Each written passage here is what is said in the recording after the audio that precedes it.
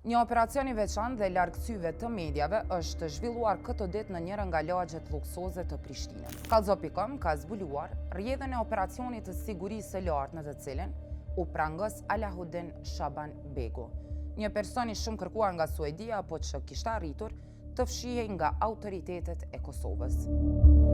I kërkuari nga Interpolli, sipas një dokumenti të cilin e ka siguruar Kallzo.com, kishte arritur që në komunën e Prishtinës për vite të tëra të jetoj me identitet të rënë në njërë nga lagjet më luksoze të Prishtinës, edhe pse kërkohej nga Interpol me flet arrest ndërkombëtar.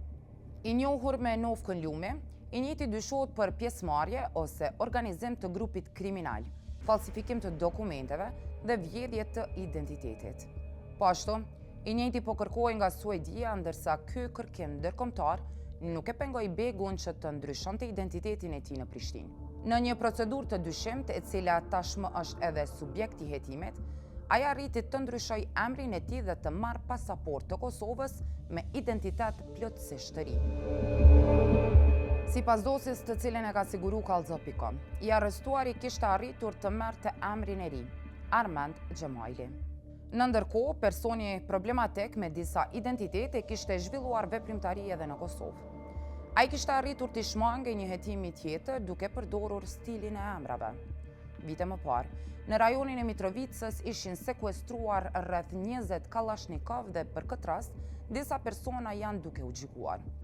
Lumi tani është duke u hetuar edhe për këtë rast me dyshimin se ka qenë ai pjesë e grupit që këta Kalashnikov planifikonin të dërgonin në Gjermani. Përveç dyshimit se ka vjedhur një identitet në Suedi, Lumi dyshohet po ashtu se edhe në Kosovë po lëvizte me identitet të rënë. Sipas prokurorisë speciale, Lumi në Kosovë lëvizte me emrin Armand Xhemajli dhe se kjo ishte mundësuar nga një zyrtar i regjistrit civil. Dokumentet e dyshuara dhe 52.000 euro para të gatshme janë konfiskuar nga ana e policisë gjatë bastisjes. Alahudin Shaban Begu dyshohet edhe për vjedhje të identitetit dhe ndaj tij është caktuar masa e paraburgimit prej 30 ditësh.